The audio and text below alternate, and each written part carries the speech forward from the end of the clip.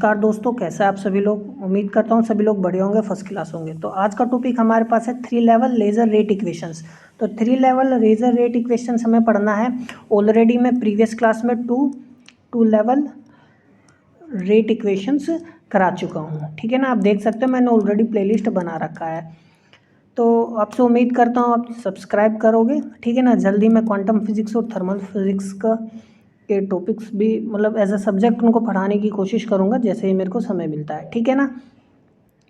तो एक क्या क्या पढ़ना है मैं एक ग्लैंस दे देता हूँ आप लोगों को। तो हमने 3 लेवल सिस्टम पढ़ना है। हम टोटल नंबर ऑफ पॉपुलेशंस देखेंगे, रेट इक्वेशंस देखेंगे, 3 लेवल में क्या रेट इक्वेशन होती है, फिर लेवल 2 की क्या रेट इक्वेशन है और लेवल 1 का क्या रेट इक्वेशन है। स्टडी स्टेट कंडीशंस भी हमने पढ़ना है। फिर टोटल पॉपुलेशन हम देखेंगे, ठीक है। पॉपुलेशन डिफरेंस हमने देखना है।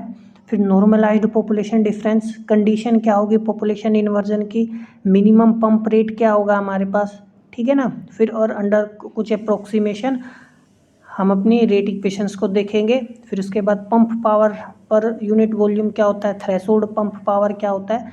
तो ये सारी चीज़ें हमने पढ़ना है, ठीक है ना। तो बिना समय गंवाए आइए स्टार्ट करते हैं। तो देखो आपसे उम्मीद करता हूँ कि आप चैनल को सब्सक्राइब करेंगे।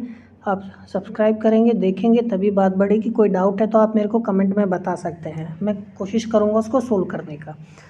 तो देखो 3 लेवल लेज़र सिस्टम में क्या होता है, हमारे पास 3 एनर्जी लेवल्स होते हैं और हम पंप करते हैं। यानी एक्साइट करते हैं। हम क्या करते हैं, पंपिंग करते हैं एटम्स की ग्राउंड स्टेट से हायर एनर्जी लेवल पे, हायर एनर्जी लेवल से। तो ये हमारे पास ग्राउंड स्टेट है। ग्राउंड स्टेट से हम क्या करते हैं, पंपिंग करते हैं हायर एनर्जी लेवल से। फिर पंपिंग के बाद नॉन रेडिएटिव ट्रांजिशंस होता है बेसिकली इंटरमीडिएट लेवल पे या मेटास्टेबल स्टेट से। फिर मेटास्टेबल स्टेट से ग्राउंड स्टेट में ट्रांजिशन होता है। और हमारे पास जो लेजिंग एक्शन होता है वो N2 और N1 के बीच में ही होता है। जो पॉपुलेशन डिफरेंस होता है क्रिएट वो N2 और N1 लेवल के बीच में होता है, ठीक है ना। तो वो मैं बता चुका हूँ कि हम ग्राउंड स्टेट से हायर एक्साइटेड स्टेट में पंपिंग करते हैं। फिर उसके बाद क्विक डिके होता है, बहुत रैपिड डिके होता है मेटास्टेबल स्टेट को के पास, जिसको हम इंटरमीडिएट स्टेट भी बोलते हैं। और लेजिंग होती है हमारे पास सेकंड और फर्स्ट स्टेट के बीच में, ठीक है ना।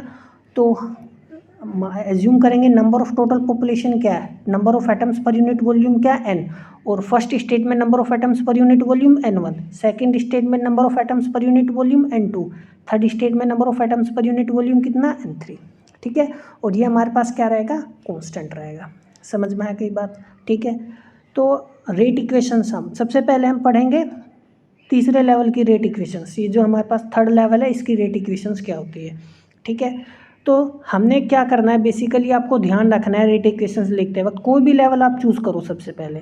तो पहले लेवल चूज़ करना है, फिर उस लेवल पर देखना है नंबर ऑफ ट्रांजिशंस कितने आ रहे हैं। फिर उसके बाद देखना उससे नंबर ऑफ ट्रांजिशंस कितने जा रहे हैं। सबको जो जा रहे हैं वहाँ से उसको घटा देंगे, जो उस पॉपुलेशन पर आ रहे होंगे उसको जोड़ देंगे। सिंपल फंडा है, ठीक है। समझ में आ गई बात, ये है।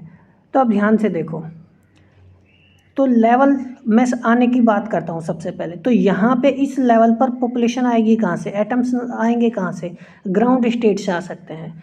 तो इस स्टेट से आ सकते हैं। तो कितने एटम्स पर यूनिट रेट क्या होगा, किस रेट से आएंगे, WP_N1। समझ में आ गई बात, ठीक है। ये अब होता कैसे है, देखो हमें एटम कहाँ से जाएंगे, 1 से किस में जाएंगे, 3 में जाएंगे, ठीक है ना। तो आइंस्टाइन कोफिशिएंट क्या होगा, ये स्टिमुलेटेड प्रोसेस है ना। W को हमने स्टिमुलेटेड प्रोसेस से लिखा है। अब देखो WP का आने का मतलब क्या है, तो 1 से किस में गए हैं, 3 में गए हैं। समझ में आ गई बात, ठीक है ना। और स्टिमुलेटेड प्रोसेस में ये जाएंगे कैसे, जब यहाँ पे कोई फोटोन इंसिडेंट करेंगे, फोटोन डेंसिटी एनर्जी डेंसिटी हमारे पास होगी, वो ग्राउंड स्टेट से एक्साइट करेगी एटम को, किस में, एक्साइटेड स्टेट में, हायर एनर्जी लेवल में, ठीक है ना। समझ में आई बात, N1।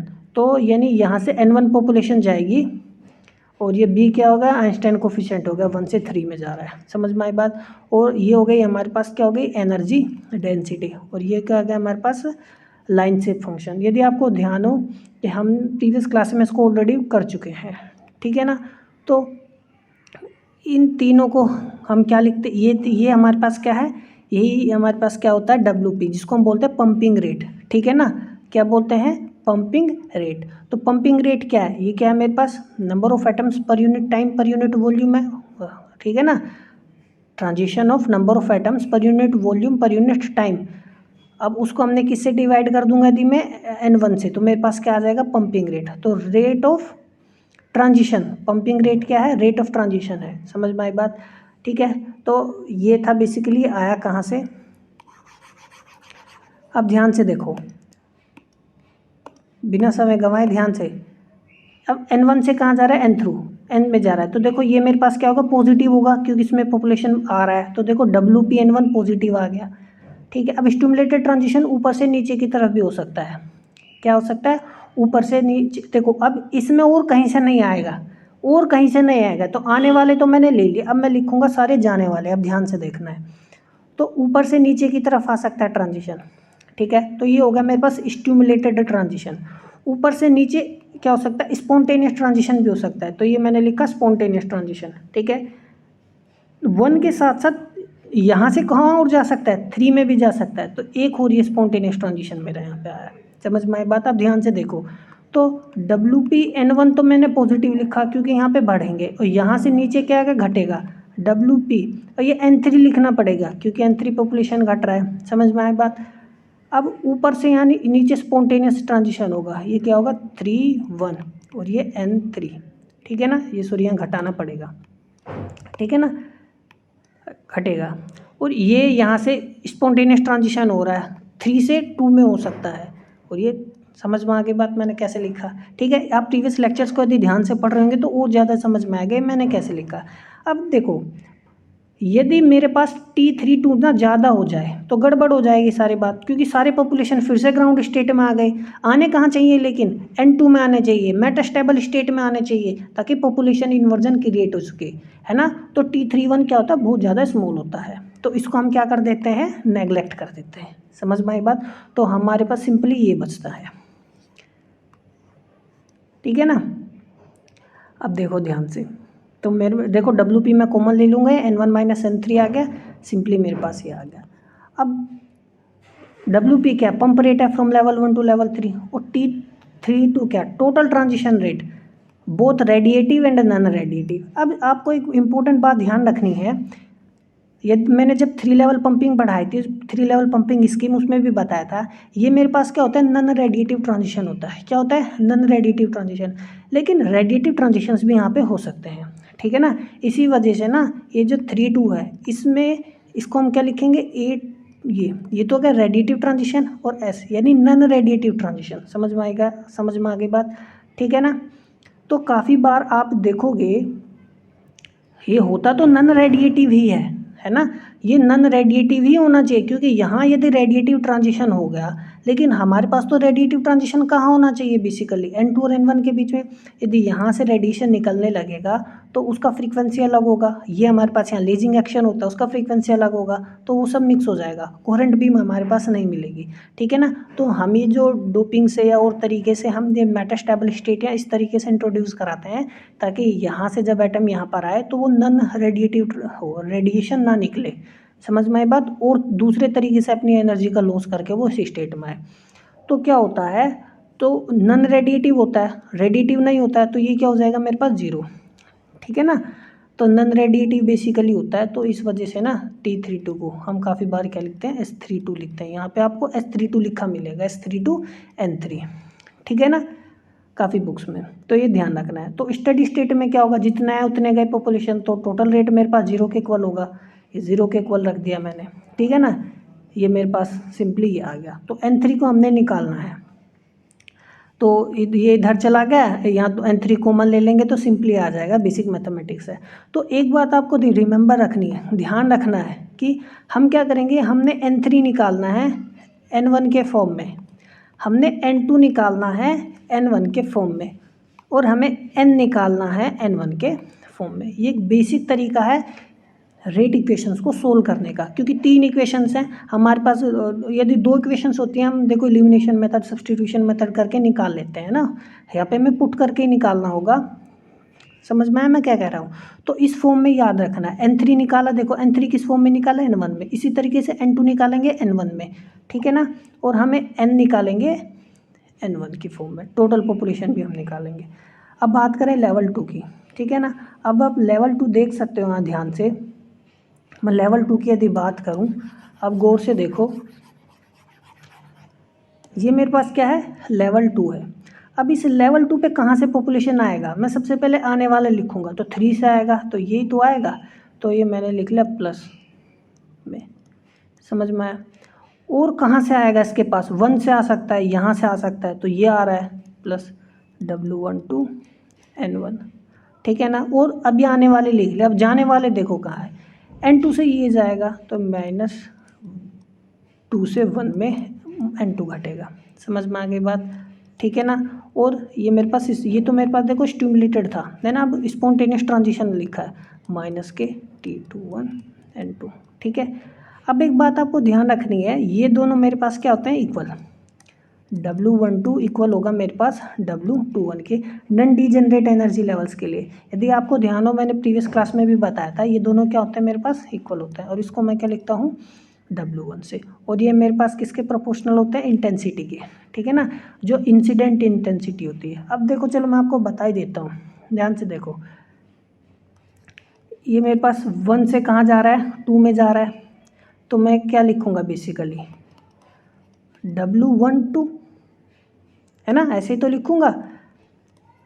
N1 स्टिमुलेटर केस है। और ये मेरे पास क्या आ जाएगा यहाँ पे, एनर्जी डेंसिटी और ये गामा फंक्शन, ठीक है ना। तो मेरे पास यहाँ ये आया क्या, W12 और ये N1। तो W12 तो कितना आया मेरे पास, सॉरी ये B आ गया यहाँ पे, आइंस्टाइन कोफिशिएंट। तो B12 एनर्जी डेंसिटी और ये गामा, वो ये लाइन से फंक्शन। और 21 होता है मेरे पास क्या, B21 एनर्जी डेंसिटी और गामा फंक्शन, वो सॉरी लाइन से फंक्शन। अब देखो, नॉन डीजेनरेट एनर्जी लेवल्स के लिए दोनों क्या होते हैं, इक्वल। तो ये दोनों जब इक्वल है, तो ये दोनों क्या होंगे, इक्वल होंगे, ठीक है। समझ में आई बात। और एनर्जी डेंसिटी हमारे पास डायरेक्टली प्रोपोर्शनल होता है इंटेंसिटी के, इस वजह से हम क्या, ये दोनों तो इक्वल है ही हैं, और इसको हम W1 से लिख देते हैं बेसिकली। और ये डायरेक्टली प्रोपोर्शनल होता है इंटेंसिटी के। यदि इंसिडेंट इंटेंसिटी स्मॉल है, तो ये भी क्या होंगे, ये ट्रांजिशन रेट क्या होंगे, स्मॉल होंगे। समझ में। यदि इंसिडेंट इंटेंसिटी, जो एनर्जी डेंसिटी है, वो बहुत ज़्यादा है, तो ये भी ट्रांजिशन रेट बहुत ज़्यादा होंगे, ठीक है ना। देखो, यहाँ तो पंपिंग से होता है, इसलिए हमने पंपिंग बोल दिया, ठीक है ना। आगे चलते हैं। तो N2 में वही था, देखो मैंने W1 क्या ले लिया, कॉमन ले लिया। यहाँ पे जो था मेरे पास, देखो इन दोनों में से क्या कर लो, W1 क्या ले लो आप, कॉमन ले लो, दोनों इक्वल है, तो मेरे पास कितना आ जाएगा, ठीक है ना, N1 माइनस के N2। आप देख सकते हो ये N1 माइनस के N2, अगर वो दो टर्म्स हमने एज इट इज लिख लिए। तो W1 क्या, स्टिमुलेटेड ट्रांजिशन रेट है पर atoms between level 1 and 2। T21 क्या है, total transition rate from level 2 to 1 primarily radiative. अब देखो, प्राइमरली रेडिएटिव कहने का मतलब क्या है, देखो मेरे पास लेजिंग एक्शन इन दोनों लेवल के बीच में तो होता है, N2 और N1। तो यहाँ पे जो मैंने लिखा है ना, ये T21 तो स्पॉन्टेनियस ट्रांजिशन है, तो स्पॉन्टेनियस ट्रांजिशन में क्या आएगा, A21 प्लस के S21, ये रेडिएटिव और ये नॉन रेडिएटिव, ठीक है ना। तो ये लेजिंग एक्शन इन दोनों के बीच में होता है, तो लेजिंग एक्शन हुआ तो रेडिएटिव ही होगा, तो यानी यही होगा, नॉन रेडिएटिव नहीं होगा। तो इसलिए लिखा है T21 जो होता है ना, प्राइमरली रेडिएटिव ट्रांजिशन होता है। समझ में आया। तो आप काफ़ी उसमें बुक्स में लिखा देखोगे, आपको मिलेगा यहाँ पे A21 की, यहाँ पे N2 A21 लिखा मिलेगा, ठीक है ना। समझ में आई बात, कोई डाउट है, डाउट नहीं होना चाहिए। आगे चलते हैं। तो बात करते, अब देखो हमने स्टेडी स्टेट पॉपुलेशन में हम क्या देखेंगे, तो स्टेडी स्टेट में DN2 0 के इक्वल होना चाहिए, जितना पॉपुलेशन आया तो उस स्टेट में उतना चला गया, तो 0 के इक्वल रखा। अब हमने N2 ये एज इट इज़ रखा, ये हमने क्या किया, N3 का वैल्यू उठा के रख दिया। ये हमने जो N3 निकाला था, ये हमने N3 का वैल्यू उठा के रख दिया, ठीक है ना। तो सिंपली हमने यहाँ पे N3 का वैल्यू उठा के रखा, ये T32 एज इट इज़, ये एज इट इज़। अब करना क्या है, हमने N2 निकालना है N1 की फॉर्म में, तो बहुत ज़्यादा सिंपल है, कुछ नहीं है। देखो ध्यान से, इसका मल्टीप्लाई इसमें करो W1 N1, इसका इसमें कर दो W1 N2, और ये माइनस N2 T2 है ना, इधर ले आओ, प्लस में आ जाएगा ना। तो मैंने ऐसे अरेंज करके लिख लिया, ये आ गया, है ना। देखो ये टर्म एक साथ लिख ली पूरी की पूरी, ये आ गई, है ना, ये जो टर्म है ये है, और ये 0 के इक्वल है ना पूरा का पूरा, तो उधर जाके ये आ गया। ठीक है, अब इसको क्या करो, उधर लेके चले जाओ, क्योंकि N2 यहाँ भी N2 यहाँ भी, तो N2 क्या आ जाएगा कॉमन, तो T21 प्लस W1 ये आएगा मेरे पास। ठीक है ना, समझ में आए बात। और मेरे पास बचेगा क्या, ये दोनों बचेंगे, यानी W1 N1 plus WP T32, ये मेरे पास आ गया N1 और WP प्लस के T32। ठीक है ना, समझ में आई बात। तो ये है,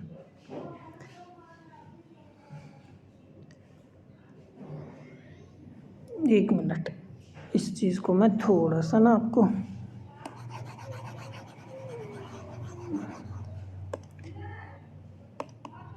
देखो ध्यान से, इस चीज़ को हम ऐसे करते हैं।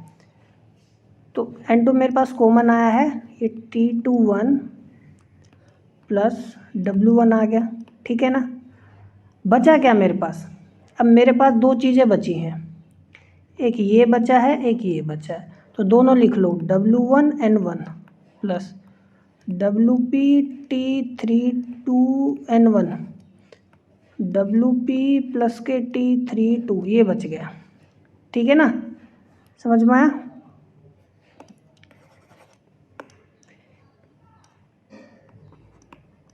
अब इसको चाहो तो इसके डिनोमिनेटर में जब आप लेके जाओगे तो मेरे पास बचेगा सिंपल मैथमेटिक्स है और कुछ नहीं है,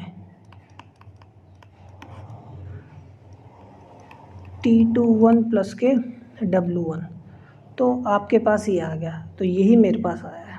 ठीक है ना, और यदि मैं इसके नीचे यहाँ पे क्या लगा लूँ, 1 लगा लूँ और एलसीएम लूँ, तो इसकी मल्टीप्लाई देखो इसमें कर दूँगा, तो मेरे पास देखो W1 WP प्लस T32, मैं लिख ही देता है इसको, W1 WP प्लस के T32 N1 plus WP T32 N1, और नीचे मेरे पास आ जाएगा WP प्लस के T32 और ये T21 प्लस के W1। ठीक है ना, और N1 मैंने कॉमन लेके यहाँ पे लिख लिया। तो सिंपल है, N2 भी मैंने किसकी फॉर्म में निकाल लिया, N1 की फॉर्म में, जैसे मैंने बताया था आपको, ये ध्यान रखना है। अब बात करें हम लेवल 1 पॉपुलेशन की, तो लेवल 1 पॉपुलेशन भी सिंपली मेरा उसी तरीके से आ जाएगा। हमने देखना है क्या कि लेवल 1 पॉपुलेशन पर कितना आ रहा है उसको प्लस लेंगे, जो जा रहा है उसको माइनस लेंगे।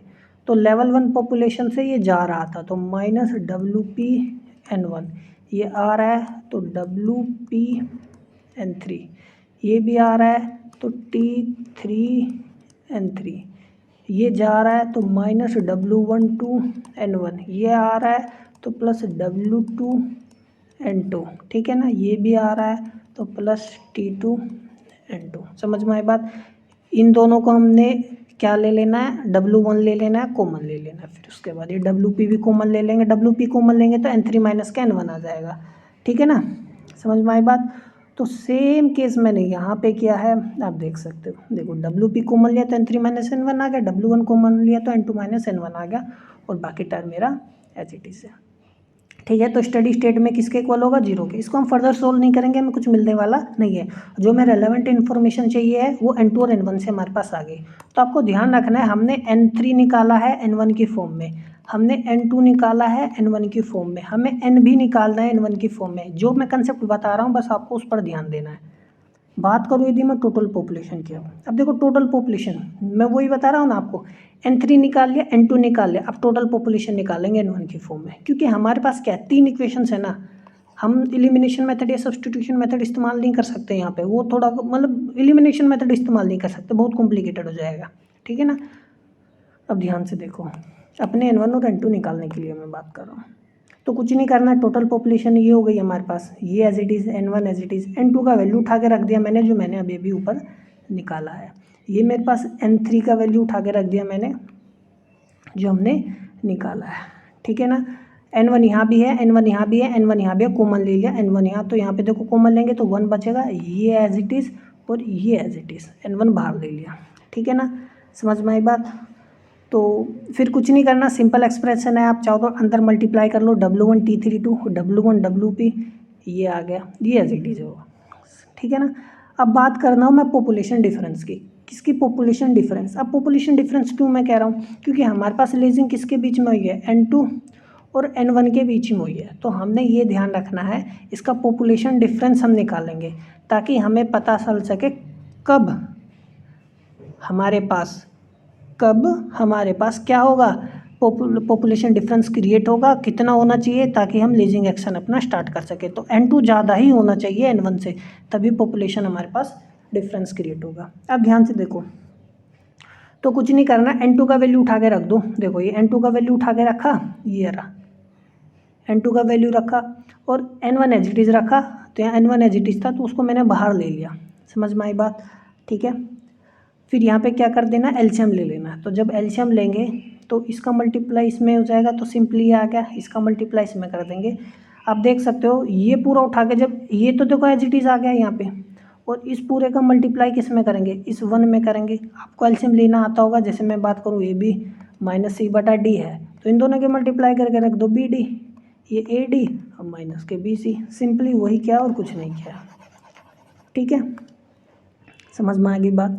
तो N2 माइनस N1, देखो N1 तो बाहर है ही ये। अब देखो जब मैं इसकी मल्टीप्लाई इसमें करूँगा, डिनोमिनेटर का एज इट इज, डिनोमिनेटर तो यही रहेगा, तो मेरे पास क्या बचेगा, W1 T32, तो मेरे पास W1 WP, ये मेरे पास WP T32 माइनस W1 और ये माइनस के WP T21 और ये माइनस के T21, ठीक है ना। तो ये मेरे पास हो गया, और माइनस के T32 W1।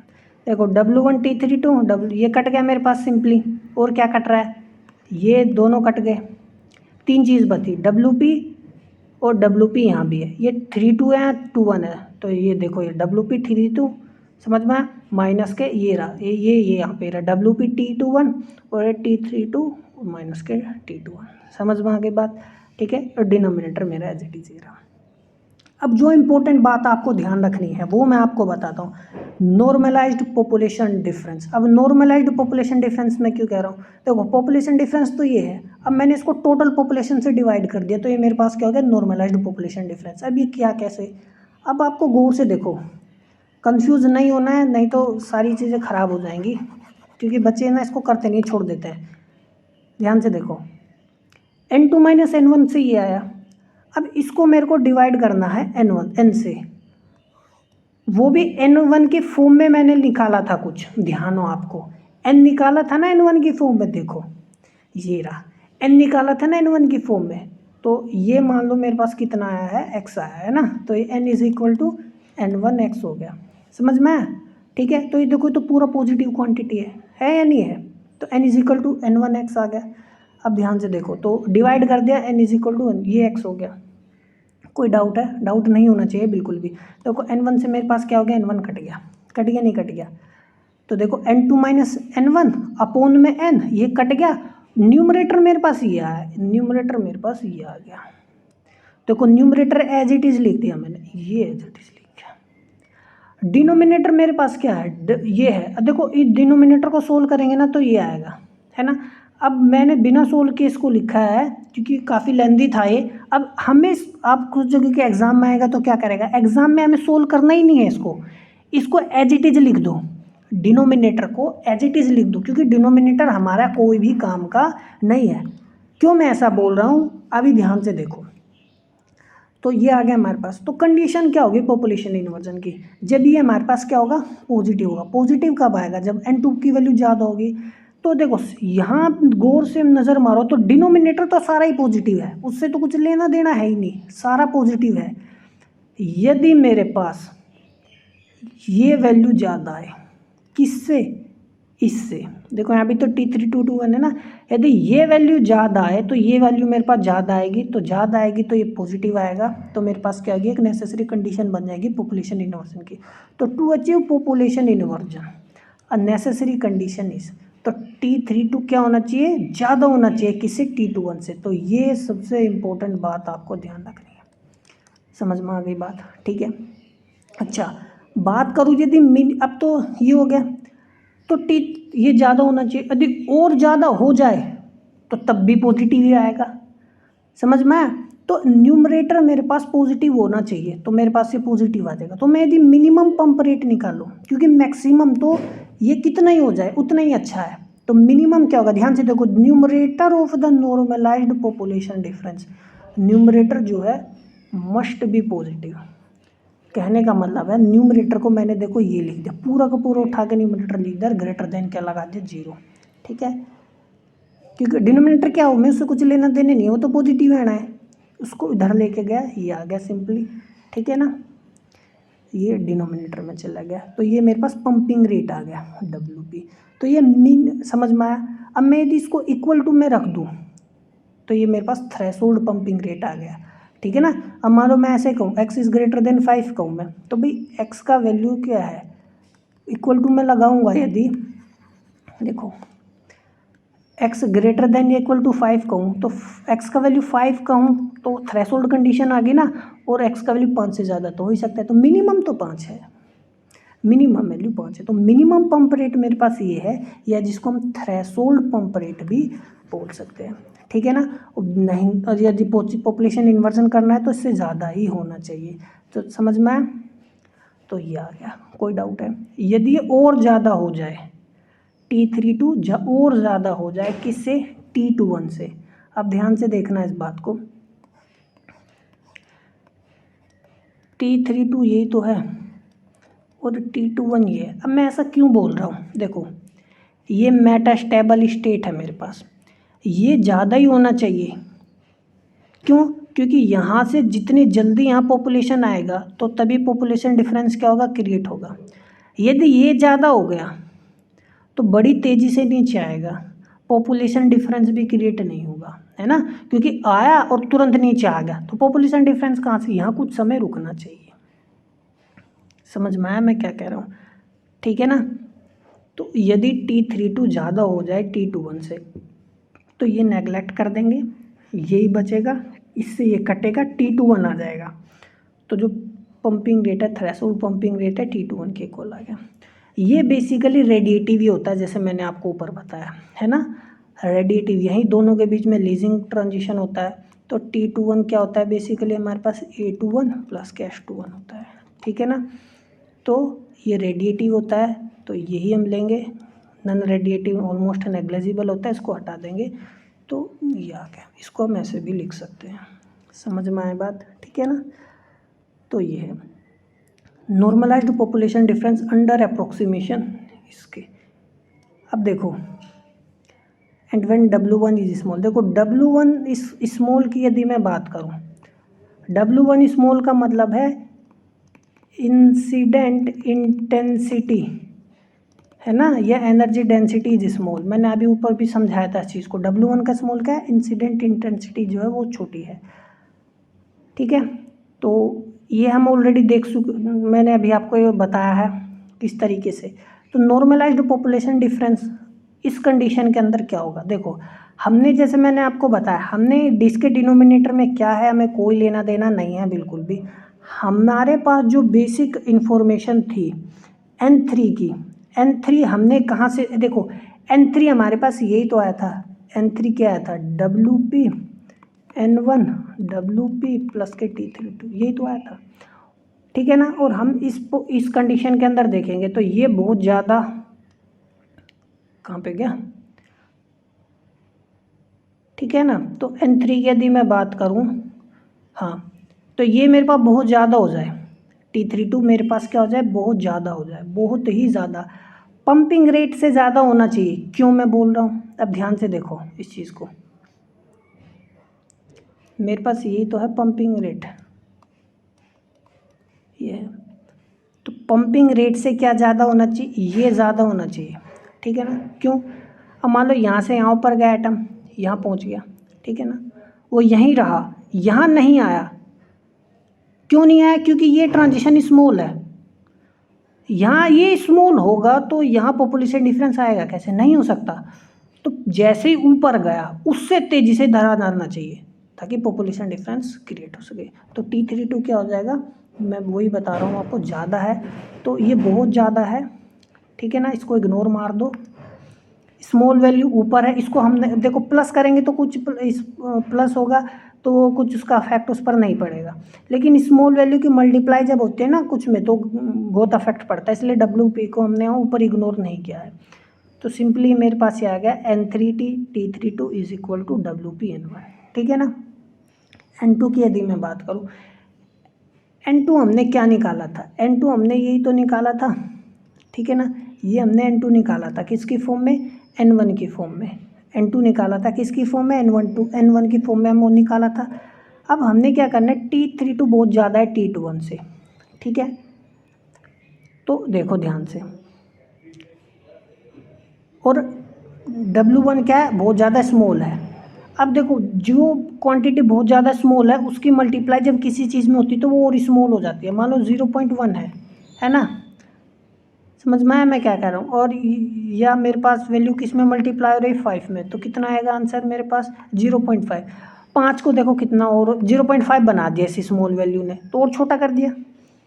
तो ये हम क्या कर देंगे, नेगलेक्ट, समझ में आया। क्योंकि ये तो ज़्यादा वैल्यू है, T32 ज़्यादा है, W1 बहुत स्मॉल है, इंसिडेंट इंटेंसिटी स्मॉल है, हम कह सकते हैं, समझ में आया। तो WP T32 ये हमने एज इट इज़ लिखा, समझ में आ गई बात, ठीक है। कोई डाउट है, डाउट नहीं होना चाहिए। ये मेरे पास क्या है, बहुत ज़्यादा स्मॉल है, और ये T32 किससे ज़्यादा है, ये ज़्यादा है, तो ये तो बहुत नेग्लिजिबल हो गया। तो कुछ इसमें कुछ जुड़ के कम ही वैल्यू हमारे पास मिलने वाली है। समझ में आया मैं क्या कह रहा हूँ, ठीक है या नहीं। अब यह मैं इसको ना थोड़ा सा आपको ना इसको थोड़ा खोल के समझाता हूँ ताकि चीज़ें आपको और ज़्यादा क्लियर हो। देखो ध्यान से, हम इसको ऐसे भी समझ सकते हैं कि WP W1 WP T21 T32 W1 और T32 T21।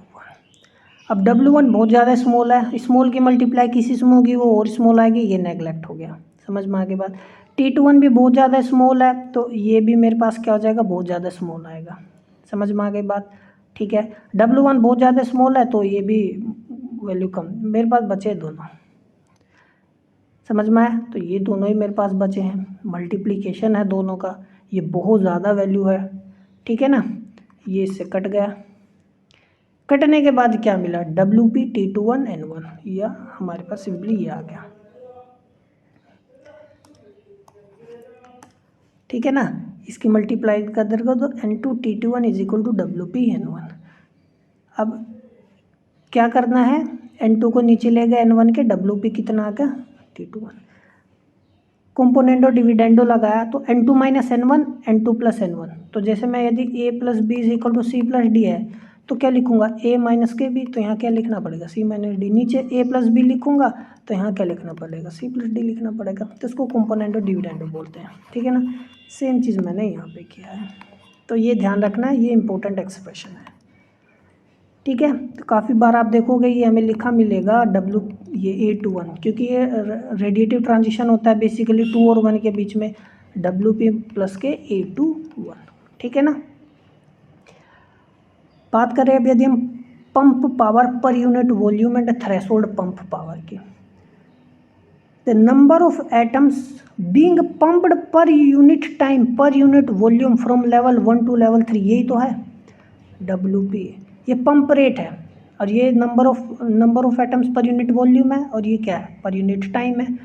तो ये क्या आ गया मेरे पास, बेसिकली नंबर ऑफ एटम्स है ये, पर pumped per unit time per unit volume, ठीक है। तो मैं इसको देखो ऐसे भी लिख सकता हूँ, ध्यान से देखो, नंबर ऑफ एटम्स मान लो एज्यूम करो n है, ठीक है ना।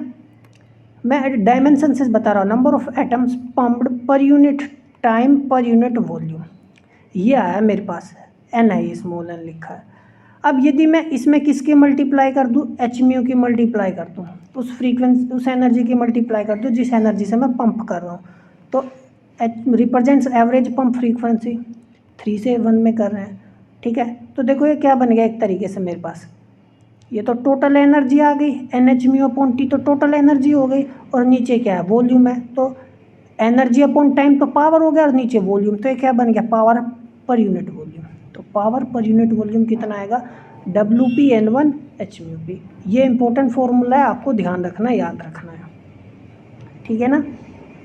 बात करें यदि थ्रेशोल्ड पंप पावर की, तो थ्रेशोल्ड पंप यदि हमने भी ऊपर ध्यान से देखो, हमने यहाँ पे यही तो निकाला है ना। T32 ज़्यादा होना चाहिए ना हमारे पास पॉपुलेशन डिफरेंस, तभी तो हमारे पास पॉपुलेशन डिफरेंस पॉजिटिव होगा। तो उस केस में WP_N1 किसके इक्वल था, N2T21 के। तो जो WP_N1 था हमारे पास किसके इक्वल आया था, T2N2 के। तो इसको हमने क्या लिख लिया, ये एज इट इज़ आ गया। समझ में आ गई बात, ठीक है ना। और क्या क्या जा सकता है, अभी ध्यान से देखो, मेरे पास यही तो है T2N2H∹P ये है।